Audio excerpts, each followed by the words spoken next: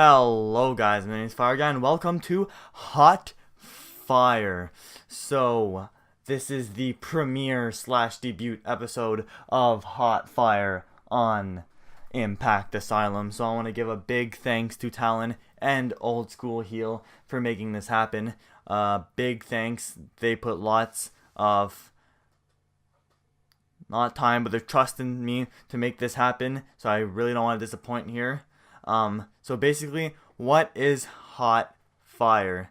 Hot Fire, guys, is going to be a weekly review column where I'll be reviewing each week's episode of Impact Wrestling. So I created this. I decided to come up with this column for the simple reason to create a place for conversation in ImpactAsylum. Yes, we have Impact Monthly. We have the Impact Recap. But I wanted another place where you guys could come and give your opinions on certain segments or matches that happen throughout the show and compare them to my opinion of that segment or match and be a source of discussion for ImpactAsylum. So yeah, like I said, it's a weekly TV review series, series column, whatever you want to call it. But I will not be using the typical star rating system. The star rating system is meh, too generic, too typical. Everyone uses it, so I don't want to be everyone. I want to come up with my own rating system, and the way I'm going to be rating it, guys, is going to be similar to the theme of my name, Fireguy. It'll have to do with hot to cold. So there's going to be 5 steps, like 5 stars. I'm not sure what I'm going to put in between, if I'm going to be doing like 4 stars and a half or 3 stars and 3/4, stuff like that. I'm not quite sure yet, but we'll deal with that later on, as this is just the premiere and stuff will just keep getting better over time. But yeah, I'll be using hot to cold. Hot being, so the 5 steps are going to be, if it's the best thing on earth, it's going to be fire. If it's going to be not the best thing but really, really good, it's going to be hot. If it's right down there in the middle, not good, not bad, just okay, it was okay. Nothing bad to bitch about, nothing good. Well, there's good stuff to say, but I mean, like, it's just meh. It's gonna be lukewarm, mild. Then it's gonna be cold if it was that lacked quite a bit, and then freezing is gonna be that was a disaster. Like, that's like, woo, that was next level bad. So, without further ado, I'm going to hop right into this, guys. But before I start, I just want to let you guys know that this series is not meant to be a word-for-word, play-by-play review of every single match. Yes, I do take notes. Yes, my notes are bad. Yes, my handwriting is bad, so I can't even read my own handwriting. But, so, yeah. I do take notes, but it's not about every single move in the match. Because if you have time to listen to me talk and say move per move what happened in the match, you probably have time to watch the match itself, since it's probably a lot shorter than me babbling on and talking about word for word the matches and the segments that happen throughout the show. So without further ado, let's get right into it, guys, with the little segment that happened before the show starts. Bruce Pritchard is behind the scenes with Josh Matthews and Jeremy Borash, telling them to stop bickering, to stop fighting. This is the India tour. This is bigger than them. Like, they need to put their differences aside for this tour. And if one of them bickers, one of them fights, argues whatsoever, if fists fly, they both get fired. Does not matter who starts it. So obviously, they're still bickering throughout the show, but not too intense. Just enough to keep the show going, not keep the show going, but keep the feud going throughout that. So yeah, and then we get, after that, a huge, really excellent, well done video package of Impact Wrestling's trip to India. It was absolutely perfect. I really, really, really, really liked it. It was really well done. Props to whoever made that an Impact. It was awesome. It made this feel like a huge deal. It is a huge deal. This is the first US promotion to air its TV product from India. So a big, big deal. So excellent job on whoever made that video package. It made it feel really important. Now on to the first segment of our show. The first episode from India is the Champions Summit. So this has been promoted for a while. This was the big thing that was going to start off the show, with Lashley and Alberto El Patron coming face to face, both champions, before their match at Slammiversary. So Alberto comes out, brand new intro, not the Mardi Gras style intro that they had last for the set of tapings that he debuted on. This one's a darker style. It was like concrete background, gray concrete background with a logo, his logo up front, and Alberto Exports written on the side or something like that.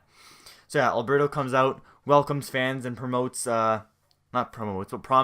to kick everyone's ass tonight. He says he's ready to kick some ass tonight, and he's gonna fight. Talks about his pro wrestling history, says he has one more title left to win, and that's the Impact Heavyweight Championship. I was gonna say Grand Championship there. Sorry for the stutter. But he hypes his match against Lashley at Slammiversary. But then Lashley comes out, tells El Patron that him talking tough is old, and he should smarten up and shut up. Lashley says that his match at Slammiversary is going to be super easy since he's not fighting a wrestler. He's fighting a wannabe wrestling cheerleader that just cheers to the fans. And he says that once he beats his ass, he's going to pack Alberto El Patron's ass and send him back to wherever he came from, Mexico or California, like he says. He doesn't know. But then Bruce comes out and says... Sorry. That probably blew out my mic. Man, I really need a drink. Oh well.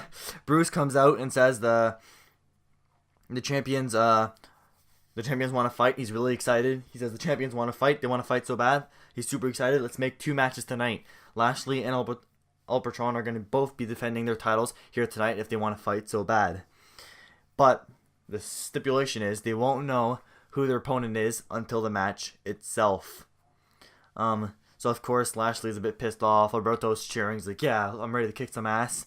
And this Champion Summit ends there. So my rating is going to be somewhere in between hot and lukewarm. Probably right in the middle point. It was good, but it was not at all what I was expecting.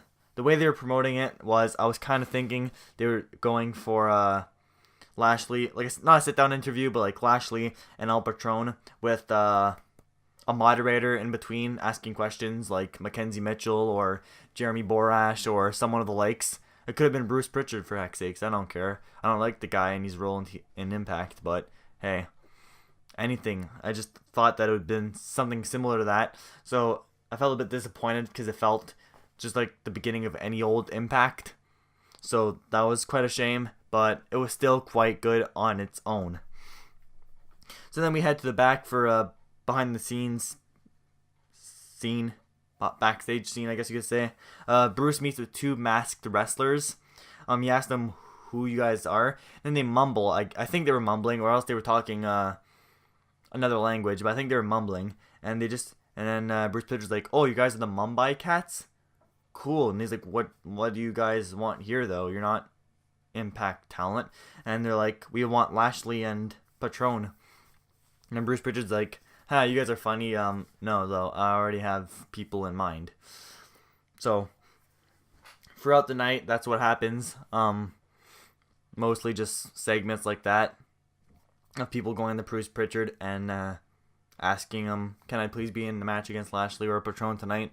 Lots of that, but it works well with the stipulation they're trying to build up, trying to throw in a bunch of possibilities in there so the fans don't know who's gonna be picked to face either Lashley or El Patron. Alright, so our first match here is the X Division champion, Low-Ki, putting his title on line versus Caleb Conley.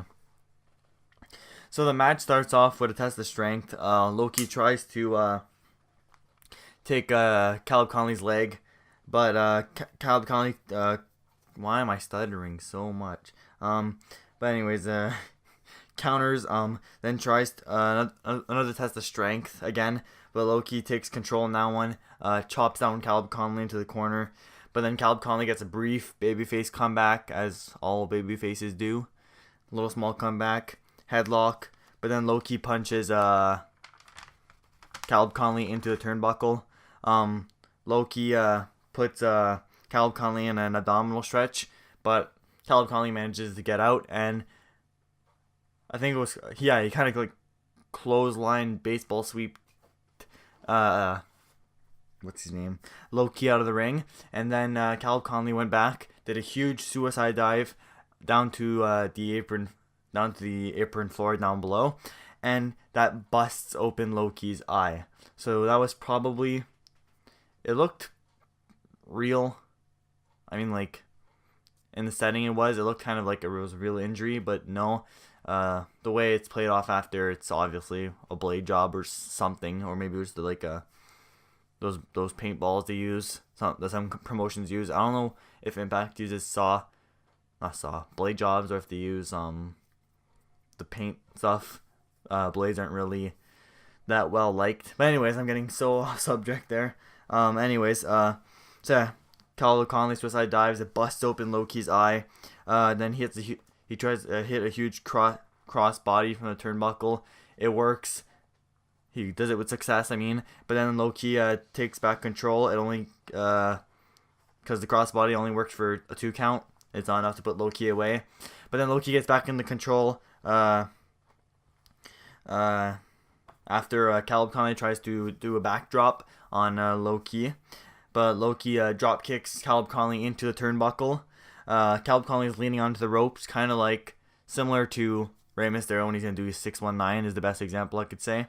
And then Loki goes on top of the turnbuckle, and it's his big warrior way finisher on Caleb Conley on the ropes for the pin and the victory. So I'm giving that match 3 stars. It was really, really good. Like I said, these are fast descriptions of the matches. They'd probably go a lot faster if I would stop stuttering, and if I wouldn't have a sore throat. Sorry guys if I'm talking. Well, you guys don't even know how I normally talk, but I have a really sore throat. All of a sudden, just started right before recording, which is strange. But anyways, so yeah, I'm gonna give this match hot. I said 3 stars earlier. I'm so sorry, guys. I just realized that I said 3 stars instead of the rating system. I'm sorry. What I meant to say was hot. This was a really well done match. They still played the X Division style well. What I really like about how the X Division got revamped is that it's actually back to being the X Division. It's not just matches that are X Division classified, but there's not really X Division wrestling happening. That was a big pet peeve of mine in the last few years. There wasn't high flying, there wasn't fast speeds. In this, there's still the fast speed, high flying aspect that we want of the X Division, so that was really, really good. The Loki eye busting open, bleeding was really, really well done. It looked authentic and looked really, really real. Holy crap, guys, I am so sorry. But yeah, that happened. That was really, really, really good. After the match, though, Sanjay Dutt comes out and makes fun of Loki's eye, saying, well, look at that. That's ironic, hey? What you did to my eye just happened to you. So that's right there. I knew it wasn't real. I was like, okay, it was a blade job or paint or something, because they were planning for this to happen just so Sanjay Dutt could come out and do that. And then he asks for a match. Loki accepts, and we know it's happening next week. On the next episode of Impact Wrestling, Loki versus Sanjay Dutt for the X Division Championship. Then after that, we cut from the ring, and we got a Hornswoggle interview. Hornswoggle says that he doesn't know what he did wrong. He thinks he's the good guy in the situation. Rockstar Spud took the pants off of a midget. He called himself a midget. He's like, took off a midget. So I just wanted revenge, right? He's like, I'm a normal human being. I just wanted to get revenge on him, so I beat him down. But then he beat me down, coming out in his leather jacket like he's 25, but he's really 35. You know, making fun of his age. He's like, so whenever he's like, I will get my revenge on you, Rockstar Spud. I will. So, this storyline, I don't really like it. I just realized that I might be talking quite fast.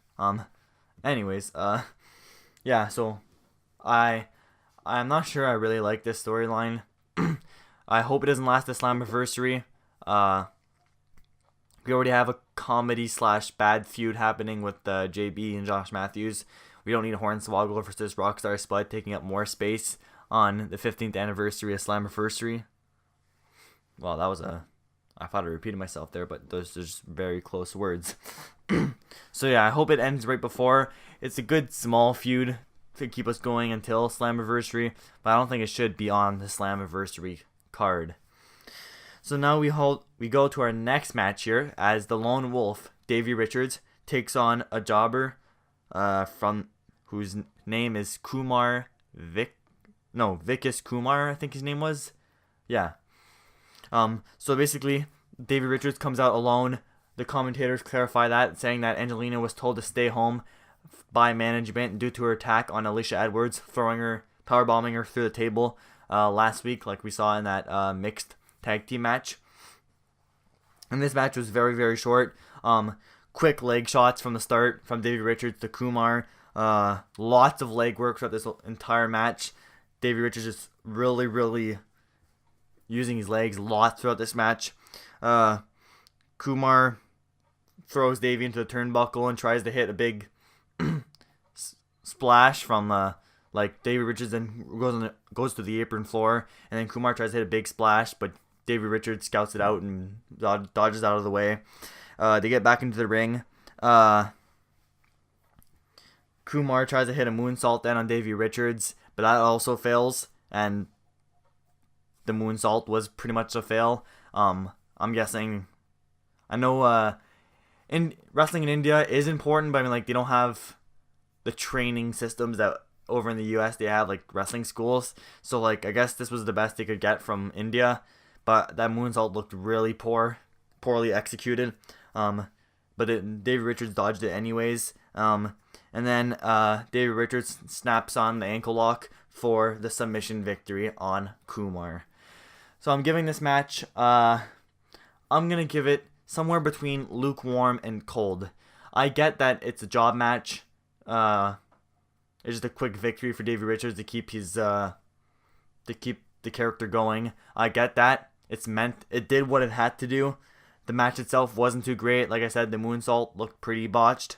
But besides that, it was an okay match. It did what it had to do. Like, you're not gonna have a job match or a jobber match go and be a fire match. You know, it's not gonna be that 5-star match. Like, I'm bringing up the stars again, but I'm just making a comparison here. 5 stars match. Like, it served what it had to do. It worked, and that was that. One thing that I really realized that was like, wow, a low-key versus Davey Richards feud could be quite interesting, as they both use the leg work and the leg kicks quite well, and that'd be just a very fun match to watch. Like, just thinking of that, I'm like, wow, that could actually be a very good match for Impact Wrestling. So after the match, EC3 comes out. The commentators are like, whoa, this wasn't planned. He's not scheduled to show up. And he beats Kumar down with a belt.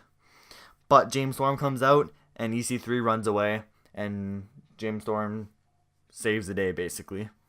So, nice continuation of EC3 versus James Storm. Lots of people, especially you guys, ImpactAsylum, are hoping for a King of the Mountain match. But it really looks like the lines are slowly dividing here, as EC3 is going to focus on James Storm and James Storm on EC3. While Albertron and Lashley are going to have their singles match.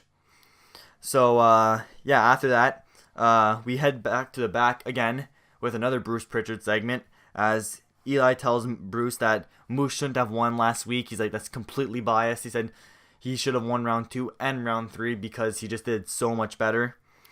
And then Adonis comes in, he's like, whoa, calm down, Eli, don't get mad at him. He says, relax.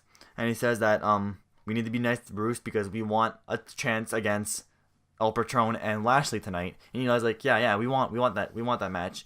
And Bruce Pritchard's like, maybe. You guys are a good, interesting choice, like, but maybe. Then after that, we get a Hall of Fame montage. So the Hall of Fame montage was, I don't know, I don't want to say repetitive. It's the same old that you see every year. but it was good quality. It never lacks. Personally, when I see the Hall of Fame montages that they release before Slammiversary, I'm like the people that go in it are actually deserving of it. Like, I get that they're not 40 years into their Hall of Fame. That's an exaggeration, like WWE is, and that's why I don't want to make comparisons to WWE because lots of us, including me, I don't personally like the product that WWE is making right now. But it was the first thing that popped in my mind because they're the ones that have the Hall of Fame. But yeah, like, the Impact's Hall of Fame is so fresh and new that they have people that deserve to go in. Meanwhile, WWE is just like, they're throwing in whoever they can get at this point because it's been so long running that they want to put so many people in it every year that it just lacks the prestige that Impact has with its Hall of Fame. And then JB and JM are on a set that are beside the ring. It's like a set. The background is it's kind of like those sets you see on the red carpet where like the logos are in the background on the plastered wall, and it was basically Sony 6 and the Impact logo scattered across. And Josh Matthews says that his sparring session is going to be next week in the ring. So in this show, I'll get to it later on, but in this show we see a JB and Joseph Parks training session, and next week we're getting a Josh Matthews training session, which will be in the ring. But then JB's like, "Oh, calm down, Josh Matthews, calm down. Next week, the X Division match, Loki versus Sanjay Dutt, is actually going to be the main event." So I'm so happy that Impact is finally giving a chance to X Division stars. X Division has been the main event, 3-4 times now? So it's so good. They're finally bringing back the X Division and making it meaningful, not just an afterthought. So that's really, really good. After that, the camera kind of pans out and turns towards Hornswoggle chasing Spud through the audience. They don't get too hands-on. The referees come out and separate them right away, but they taunt each other throughout, and that segment ends. So lots of segments happening back to back here, guys. I'm not going to comment too much on these since they're quite little and they don't mean too much, but I like the little set that JB and Josh Matthews share, kind of. Well, they do share. I mean, like, it's basically the set they're going to be using to do stuff like they would in Orlando with the Impact TV screens running in the back, like they usually do. And then we get a Mahabali Shera montage. Obviously, he's the big deal here since he's the India star that they got years back when they were planning to do their India tour. Then it got canceled and blah, blah, blah, blah. So basically, it was a montage, him hanging out in India, showing off his brother and dad arriving to watch him wrestle at the Impact tapings, doing the Shera shuffle with a bunch of fans, stuff like that. So it was overall really, really good. It made Shera feel like a big deal. I know a lot of people are not a fan of his in-ring work. I am personally not. But we see that he's actually trying to improve. At least he has the will and heart to get better. Unlike some wrestlers that just green, think they're the top shit and don't get any better. I see that he's trying his best. He's always posting stuff online of training. So like he's really into this and he really wants to go that next level. So I'm kind of happy for Shera. I think he'll get better over time, and this tour could be a good confidence boost for him since he's doing it in his country. So earlier in the week, we got a little small, not skit segment, but like I guess you could say like it's a skit segment, kind of like the cam segments we've had last few weeks. So Joseph Park runs into the Impact headquarters and is like, "Where's JB? I need to talk to JB." And the secretary, I guess you could say, she's like, do you have a meeting? And then she's like, "Do you have an appointment?" And he's like, no, I just need to talk to him now. We have a match at Slammiversary on pay-per-view. And she's like, "Okay, you can go talk to him." And then he runs into the editing room where they edit all the Impact stuff. And he's like, JB, we need to go train. Then he grabs JB, chucks all the papers on the floor, and they run out. So this is going to be not a recurring thing. There's only one more segment after this. But I'm glad that they're taking the time, not in ring, but outside of the ring with these small skit segments that last a minute and a half to further this match, because it doesn't need to take time in the ring where other valuable storylines could be taking place. So, next match here is Lashley defending his Impact World Heavyweight Championship against Moose. Moose is our Impact Grand Championship. And Josh Matthews, he's supposed to be the heel, but I have to agree with him on this point. He starts shitting on Bruce Pritchard, saying that he's doing random stuff around here in Impact. We don't even know who the hell he is. What kind of control does he have? Why is he doing this? It's kind of ironic. Lots of TNA. I'm sorry, guys, if I said TNA throughout this episode. I'm just so used to saying TNA. I've been watching Impact for so long, and it's been called TNA for so long that it might slip from time to time.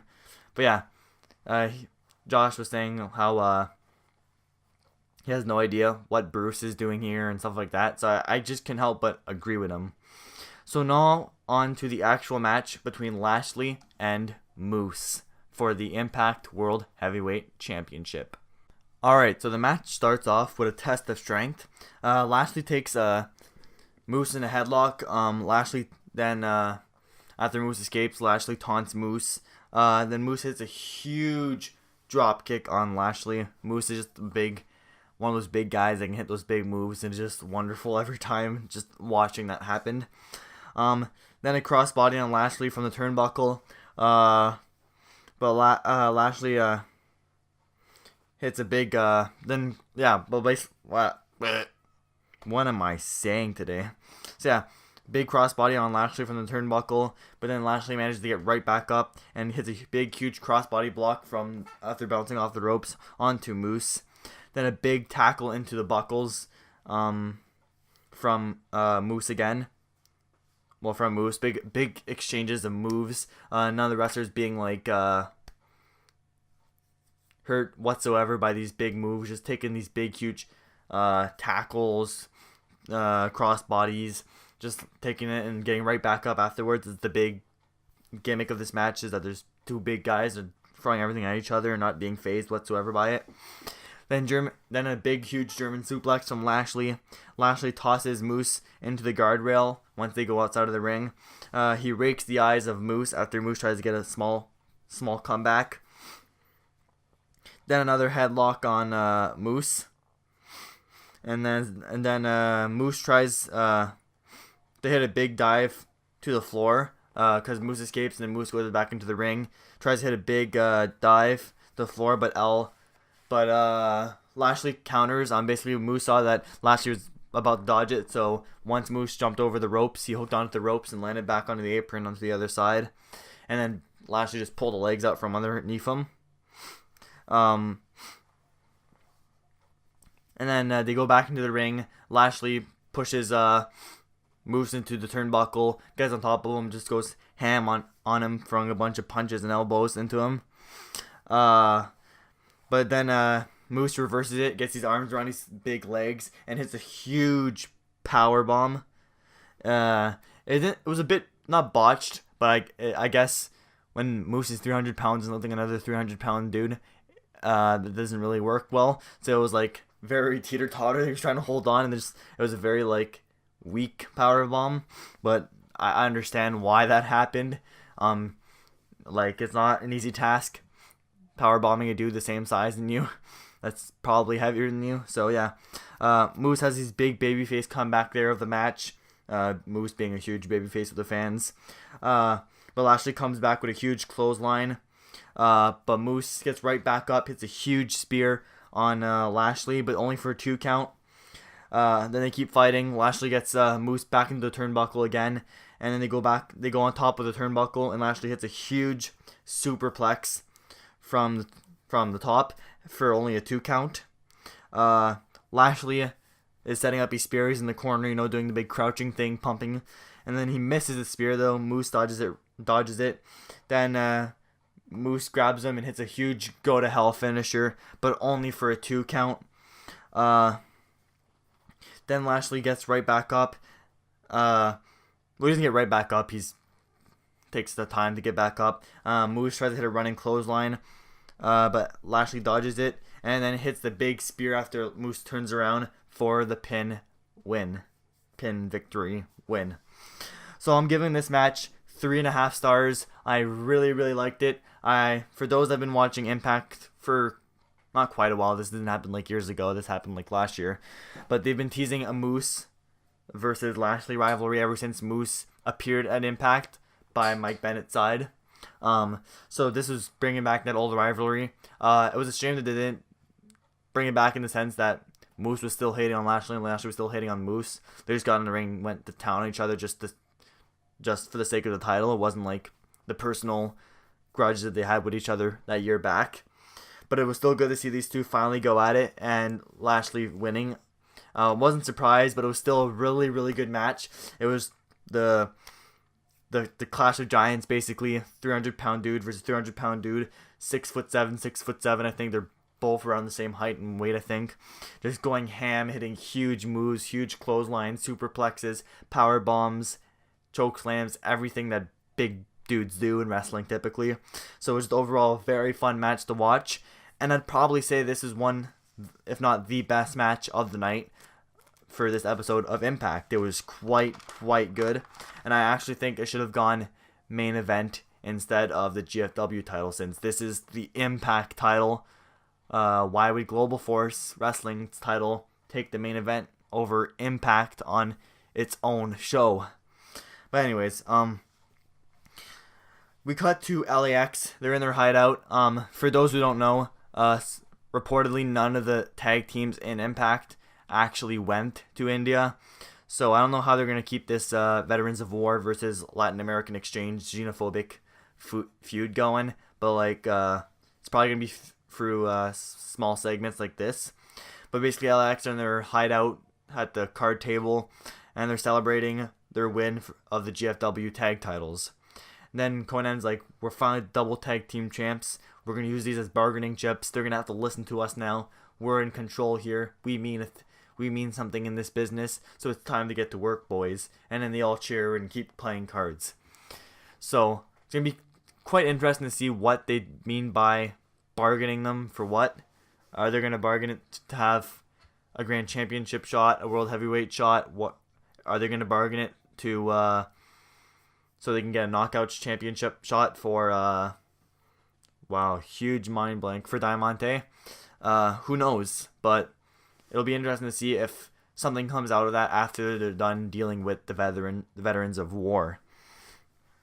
So now on to our next match here, where Rosemary will be defending her Knockouts Championship against Laurel Van Ness. So Laurel does not come out with Congo Kong this week, which is quite weird. They've been building up the story about how Congo Kong follows Laurel everywhere and Laurel follows Congo Kong everywhere. So that was kind of a bit of character breaking, I guess, but not really. But Laurel comes out with Sienna instead. So match starts right away. Rosemary takes control quite easily and early on in the match. But while it was like a beatdown, I guess you could say, and referee obviously pulls Rosemary off. And while Rosemary's waiting by the ropes while the referee checks on Laurel, Sienna grabs Rosemary's leg and pulls her out to the apron floor where she gets beat down by Sienna. But then Rosemary goes back in the ring. Laurel gets next level mad. She's always mad, but she gets next level crazy and just beats down on Rosemary, knocking her head against the canvas repeatedly. Then she hits a big kick to the head. Rosemary does the cool, I don't know how to say it, she does a cool little Undertaker thing, where Undertaker just sits back up randomly after being laid out. She did this weird stretch thing where she just her legs were folded and she just went boom, back up. I'm trying to do sound effects in an audio podcast here, guys, and I'm doing the movement right now, and I'm like, you guys can't see me. I don't know what I'm doing anymore, guys. But yeah, she does the cool little Undertaker thing, sitting back up. Rosemary throws Laurel overhead throw, only for a 2 count. Laurel tries to hit a running clothesline. Rosemary dodges it, but Laurel stops right before hitting Sienna, who was on the apron, and that gives Laurel's little not struggle, but half-minute pause gives time for Rosemary to react, and Rosemary pushes Sienna down off the apron and rolls up Laurel for the 3 count and the win. So this was a very, very short match, guys. It lasted about 2 minutes, 3 minutes maybe in real time. So I'm only going to be giving it, I'll be giving it a cold, guys. Oh my god, guys, I keep messing up the hot rating system. I think last thing I gave the Lashley and Moose match, I gave it a star rating again. I'm sorry, guys. What I meant to say was that's hot. That was really hot, that match. So this match would be cold. Rosemary versus Laurel I'm talking about now, guys. Sorry for going back and forth there. I'll get this audio column sorted out soon, guys. I promise. Just bear with me for this premiere episode. It's gonna get 10 times better by next episode, I promise you guys. But yeah, this is definitely cold. I wasn't feeling it. There was no need to have Rosemary versus Laurel. I would get it if it wasn't for the Knockouts title, and it was just like a grudge match after what happened last week with Rosemary coming in for the save against Ali. So the match itself wasn't that great. It was a squash, like I said. Squashes will never get that high of a rating, but there wasn't really a need for that squash to happen. It should have been a regular size match since regular length match, because Laurel isn't a jobber. She should be considered big with this crazy character gimmick that she's doing right now, which, by the way, she's doing to perfection. Laurel is, my god, like such a great actor in the role she's in. She plays the crazy bride gimmick, insane person really, really well. After the match, though, of course, heels aren't going to be heels unless they beat the face down after the match. So Sienna and Laurel beat down Rosemary, but Ali comes out with a pipe. It looked like it wasn't a pipe. It was a kendo stick. She comes out with a kendo stick, basically, literally just it was like a broken stick, a broken kendo stick, just taped back together, really. And she beats down Sienna and Laurel, but the numbers game is too strong. She gets beat down, but that gives Rosemary time to recoup, and she gets back up. She grabs the kendo stick and beats down on Sienna and Laurel and clears house. And Rosemary and Ali stare at each other, not sure what to do next. And Rosemary just drops the stick in front of her and walks away. So that segment after the match makes it so much better. It was just very interesting. Lots of you guys on ImpactAsylum were definitely interested in what's going to come next from this feud. It was definitely very, very good. This feud, yeah. I'm talking about the alliance, not feud, alliance between Rosemary and Ali. It was quite well done. It's quite intriguing, too, how we don't know what's going to come out of this.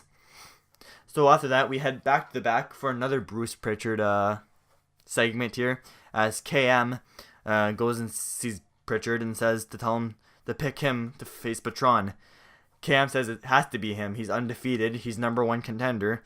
And then Bruce is like, no, you're not undefeated and you're not #1 contender. And then Cam's like, yes, I am. And Bruce is like, no, I ain't. No, you aren't. And then after Cam's like, yes, I am. Are you calling me a liar, Bruce? And Bruce is like, no, I'm not calling you a liar. I'm just saying you're not #1 contender or undefeated. So I love how they're continuing the little gimmick of Cam calling everyone a liar, like we had the segments with the Pizza Man and the concierge and stuff like that those few weeks back that you guys at the Asylum really, really liked. So yeah, after that, Cam's like, I don't think I'm gonna pick you. You're not #1 contender or undefeated. And Cam gets mad, and yeah, that ends there. And after that, we head back to the JB and Joseph Parks training session segment clips, and they're training. It's the typical corny fitness montage you see with the cool, like, I don't know, like, not the Root Sandstorm music, but similar style music playing in the background. Jeremy Borash running on the treadmill with Joseph Parks and throwing those weight balls at each other, lifting weights, stuff like that. And then they go onto a roof of a building, and Joseph Parks like, you see that guy? You see that over there? He's like, what, the arena for the Gladiators? He's like, yeah. I think it was a basketball team they were referencing. I'm not sure, guys. I don't know who the Gladiators are at all. I'm not a big sports fan, minus for wrestling. But anyways, he's like, see, that's the Gladiators. And he's like, we're going to be Gladiators at Slammiversary. But see, I'm a bit too big. He's like, I'll be doing the muscle. I'll do the muscle work. He's like, JB, you need to do that X Division high flying stuff. You need to be the high flyer. And JB's like, whoa, whoa, whoa. He's like, I don't know if I can do that. He's like, and then Joseph Parks is like, okay, well, we'll train. They go to a pool, and JB is by the pool, and he's like, what am I gonna do? Another Joseph Parks like, go, jump. He's behind the camera, and he's like, jump in the pool, do a cool move. We'll practice in this pool, jumping into the pool, and then we can practice it in the ring. And then JB's like, oh, okay. He jumps in the water, hits a big belly flop, and then he's like, okay, no, we're not gonna do this anymore. And the segment ends. So I like how Impact are trying to make up for the mistake they did. They thought that people would somehow like the JB versus Josh Matthews feud. So, and they're trying to put a little humoristic edge to it now, since nobody liked it when it was that serious. But now making a joke out of this feud is probably the best thing to save a bit of face.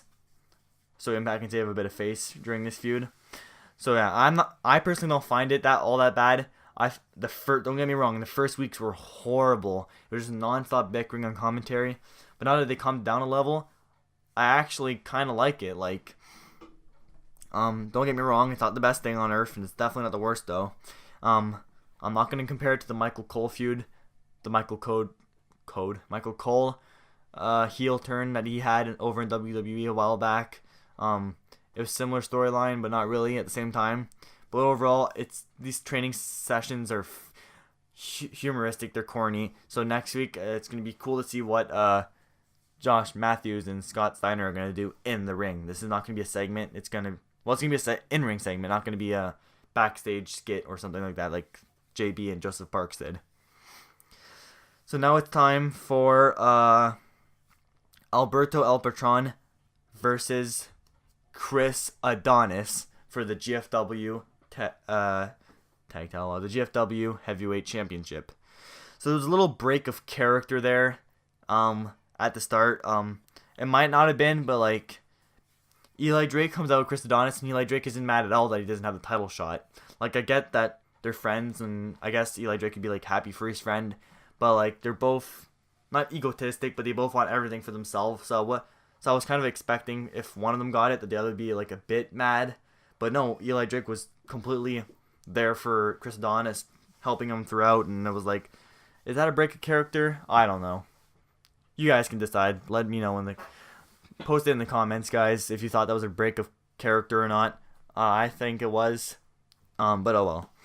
But yeah, guys, don't just discuss about that. I should have brought it up more, but discuss about anything that I touched on in this episode in the comments, and I'll try and answer back, and we can just have discussions from there, because I just want discussions to come out of this audio show. So yeah, enough babbling. On to the match. Alberto El Patron versus Chris Adonis for the GFW title. So Chris controls right off the bat early on in the match. Eli gets involved, taking El Patron down to the floor, beating him down a bit.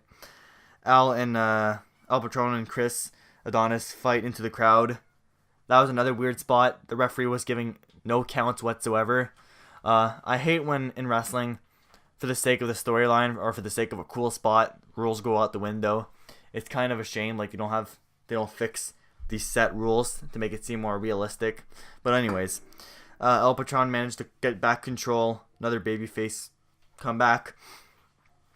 But then Adonis manages to get Alberto El Patron stuck up in the ropes and hits his Adonis lock through the ropes. But that causes the rope break right away because you only have 5 seconds. And then Adonis controls some more.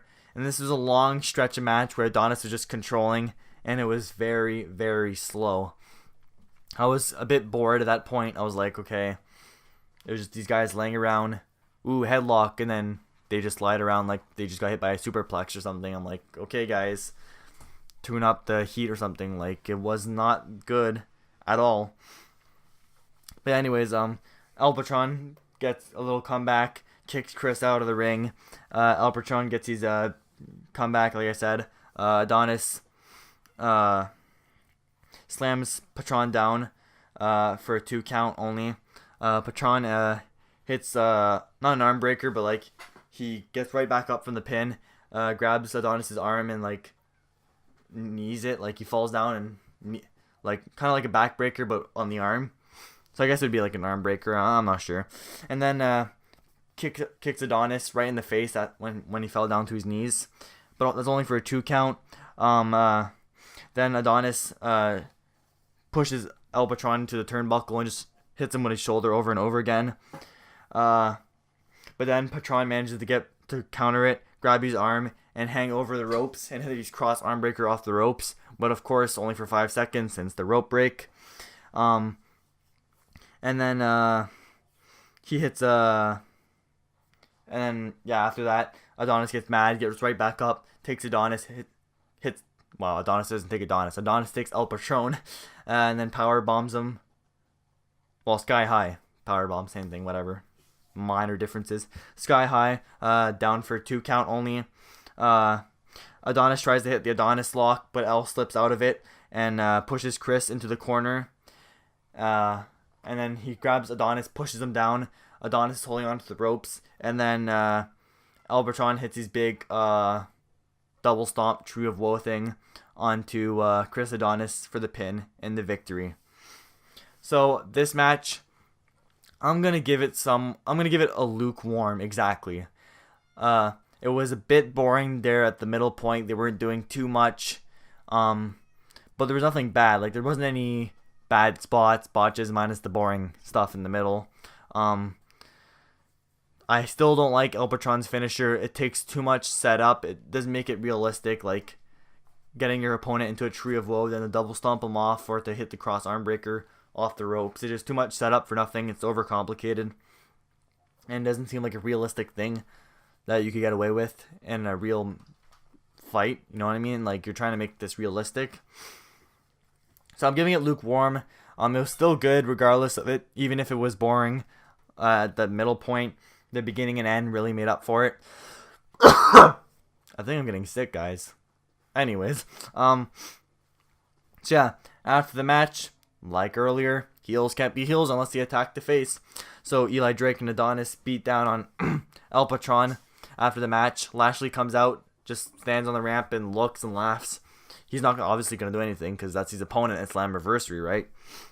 But then Moose comes out and for the save, clears house, destroys Eli and Adonis, and Josh Matthews is like, why is Moose out when he just had a match against Lashley? He's like, I think this is another Bruce Pritchard trick. And I'm like, he's like, he gets mad again, and I'm like, probably true. So yeah, so for this overall, this whole episode, I would give it something a little higher than lukewarm. So like water almost at its boiling point. You know what I mean? Like, it's not hot. It's just like over lukewarm kinda. It's like for multiple reasons. First off, this wasn't the best wrestling show, like wrestling wise. The storylines continued quite well, and a lot of more interesting things came up, like Rosemary and Allie. The funny skits between Joseph Parks and Jeremy Borash. But besides that, the wrestling was not top notch. But the commentators did bring it up. There's probably jet lag involved. I don't know how early the wrestlers arrived before these matches, but they were saying it was like 7 a.m. to them or something like that. So who knows? It might have been because of jet lag. It might have been not. That grammar right there, guys. Grammar. But anyways, but these matches weren't all taken from the same day. Impact has a way of filming things out of order, so there's less spoilers that come out. So these were things taken from both days of filming. So who knows? Maybe the better matches like Lashley versus Moose took place on the second day, while some of the worst matches like Adonis versus El Patron took place on the first day. Who knows? But overall, this is still a solid episode. Wasn't the best, wasn't the worst. It was straight down there in the middle, right, just a bit over lukewarm. So it was pretty good overall anyways. So yeah, I'll end this episode of Hot Fire right here, guys. For those who stick this long, I apologize, really. It's just going to take time for me to figure this all out. Hope you guys understand that this is a big thing for me to do. I just need to figure out a proper way to properly convey my thoughts.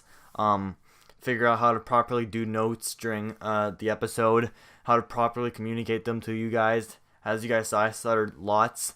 I'm just trying to make sense of all of this, guys, and trying to find a flow that works for me.